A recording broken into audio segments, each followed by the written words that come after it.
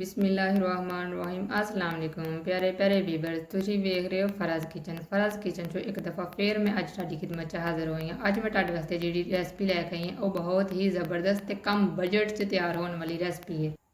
Video ਨੂੰ ਤੁਸੀਂ and ਤੱਕ ਵੇਖਣਾ ਤਾਂ ਕਿ ਤੁਸੀਂ ਕੋਈ ਵੀ ਸਟੈਪ ਮਿਸ ਨਾ ਕਰੋ। ਤੇ ਆਓ ਰੈਸਪੀ ਬਣਾਉਣੀ ਸਟਾਰਟ ਕਰਨੇ ਆ।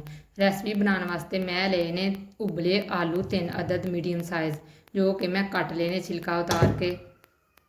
ਆਲੂਆਂ ਨੂੰ ਅਸੀਂ ਮੈਸ਼ ਕਰਨੇ ਆ। ਆਲੂਆਂ ਨੂੰ ਅਸੀਂ ਬਹੁਤ ਬਰੀਕ ਮੈਸ਼ ਕਰ ਲਿਆ। ਇਹਦੇ ਵਿੱਚ 2 ਤੋਂ 3 ਟੇਬਲ ਸਪੂਨ ਪਿਆਜ਼ ਸ਼ਾਮਲ ਕਰ ਦਿੱਤਾ ਹੈ। 4 ਤੋਂ 5 ਕੱਟੀ ਹੋਈ ਸਬਜ਼ ਮਿਰਚ ਸ਼ਾਮਲ ਕਰ ਦੇਣੀ ਹੈ। ਬਰੀਕ ਕਟਿਆ ਹੋਇਆ ਇੱਕ ਮੀਡੀਅਮ ਸਾਈਜ਼ ਦਾ ਟਮਾਟਰ। 1 ਟੇਬਲ ਸਪੂਨ ਅਸੀਂ ਇਹਦੇ ਵਿੱਚ ਸੁੱਕਾ ਧਨੀਆ ਸ਼ਾਮਲ ਕਰ ਦਿੱਤਾ ਹੈ। ਹਾਫ ਟੇਬਲ ਸਪੂਨ ਅਸੀਂ ਇਹਦੇ ਵਿੱਚ ਜ਼ੀਰਾ ਸ਼ਾਮਲ ਕਰ ਦਿੱਤਾ ਹੈ। 1 ਟੀਸਪੂਨ ਅਸੀਂ ਇਹਦੇ ਵਿੱਚ ਲਾਲ ਮਿਰਚ ਸ਼ਾਮਲ ਕਰ ਲਈ ਹੈ। 1 ਟੀਸਪੂਨ ਅਸੀਂ ਇਹਦੇ ਵਿੱਚ ਨਮਕ ਸ਼ਾਮਲ ਕਰ ਦਿੱਤਾ ਹੈ। ਤੁਸੀਂ ਆਪਣੇ ਜ਼ਾਇਕੇ ਦੇ ਹਿਸਾਬ ਨਾਲ ਇਹਦੇ ਵਿੱਚ ਸਪਾਈਸ ਐਡ ਕਰ ਸਕਦੇ ਹੋ। ਇਹਨੂੰ ਅਸੀਂ ਅੱਛੀ ਤਰ੍ਹਾਂ ਮਿਕਸ ਕਰਨੇ ਆ।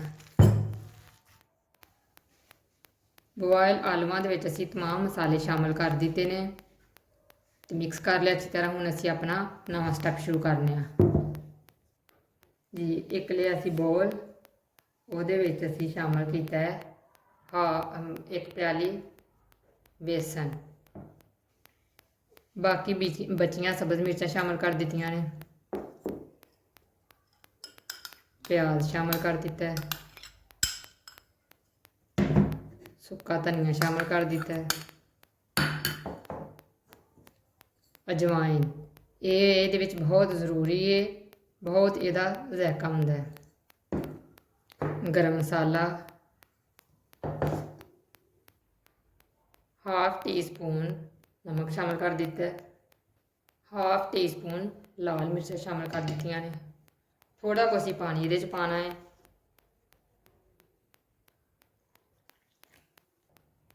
ਪਤਲਾ ਜਿਹਾ ਅਸੀਂ ਬੈਟਰ ਤਿਆਰ ਕਰ ਲੈਣਾ ਹੈ। ਇਹ ਦੇਖੋ ਇਸ ਤਰ੍ਹਾਂ ਪਤਲਾ ਹੋਇਆ। ਹੁਣ ਅਸੀਂ ਇਹਨੂੰ ਆਪਣੀ ਬ੍ਰੈਡ ਨੂੰ ਕੈਚਅਪ ਲਾਉਂਦੇ ਹਾਂ ਤਾਂ ਕਿ ਇਹਦਾ ਅੱਛਾ ਜਿਹਾ ਟੈਕਸਚਰ ਆਏ ਸਾਨੂੰ।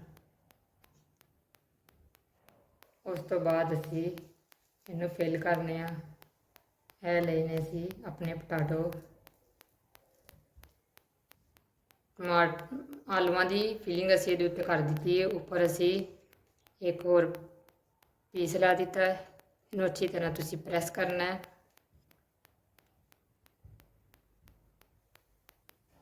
ਸੈਂਟਰ 'ਚ ਅਸੀਂ ਇਹਦੀ ਕਟਿੰਗ ਕਰ ਲੈਣੀ ਹੈ।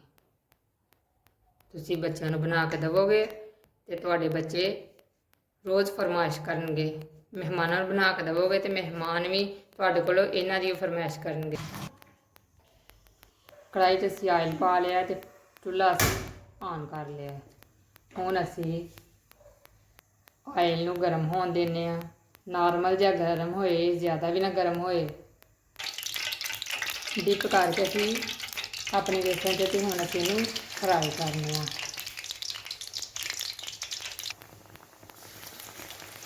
ਮੈਦੇ ਦੀ ਵਜ੍ਹਾ ਤੋਂ ਇਹ ਬਿਲਕੁਲ ਵੀ ਜ਼ਿਆਦਾ ਆਇਲ ਜਿਹੜਾ ਉਹ ਨਹੀਂ ਚੂਸਣਗੇ। ਇਸ ਦੌਰਾਨ ਅਗਰ ਤੁਸੀਂ ਮੇਰੇ ਚੈਨਲ 'ਤੇ ਨਵੇਂ ਹੋ ਤਾਂ ਮੇਰੇ ਚੈਨਲ ਨੂੰ ਸਬਸਕ੍ਰਾਈਬ ਕਰੋ। ਇਹ ਤੁਹਾਡੀ ਤਰਫੋਂ ਸਾਨੂੰ ਪਿਆਰ ਹੁੰਦਾ ਹੈ। ਲਾਈਕ ਕਰੋ, ਸ਼ੇਅਰ ਕਰੋ। ਕਮੈਂਟ ਬਾਕਸ 'ਚ ਮੈਨੂੰ ਦੱਸੋ ਕਿ ਤੁਹਾਨੂੰ ਮੇਰੀ ਰੈਸਪੀ ਕੈਸੀ ਲੱਗੀ ਹੈ ਜੀ। ਮਾਸ਼ਾਅੱਲਾ ਸਾਡੇ ਸੈਂਡਵਿਚ 'ਤੇ ਖੂਬਸੂਰਤ ਜਿਹਾ ਕਲਰ ਆ ਗਿਆ। ਇੱਕ ਸਾਈਡ ਤੋਂ ਬਿਲਕੁਲ ਪਰਫੈਕਟ ਹੋ ਗਏ ਨੇ ਜੀ। ਮਾਸ਼ਾਅੱਲਾ ਸਾਡੀ ਅੱਜ ਦੀ ਰੈਸਪੀ ਜਿਹੜੀ ਹੈ ਉਹ ਤਿਆਰ ਹੋ ਗਈ ਹੈ। ਇਹ ਦੇਖੋ ਮਾਸ਼ਾਅੱਲਾ ਮਾਸ਼ਾਅੱਲਾ ਮਾਸ਼ਾਅੱਲਾ। ਮੈਂ ਉਮੀਦ ਕਰਨੀ ਆ ਤੁਸੀਂ ਬਣਾਓਗੇ, ਤੁਹਾਨੂੰ ਯਕੀਨਨ ਪਸੰਦ ਆਏਗੀ। ਤੁਸੀਂ ਇਹਨੂੰ ਕੈਚਅਪ ਨਾਲ ਸਰਵ ਕਰੋ, ਖੁਦ ਖਾਓ, ਆਪਣੇ ਮਹਿਮਾਨਾਂ ਨੂੰ ਦੇਵੋ, ਬੱਚਿਆਂ ਨੂੰ ਦੇਵੋ। ਆਪਣਾ ਬਹੁਤ ਬਹੁਤ ਖਿਆਲ ਰੱਖਿਆ ਜੇ। ਮਿਲਨੇ ਆ ਇੱਕ ਨਵੀਂ ਵੀਡੀਓ ਤੱਕ ਦੇ ਲਈ। ਉਸ ਵਕਤ ਤੱਕ ਦੇ ਲਈ ਅੱਲਾ ਹਾਫਿਜ਼।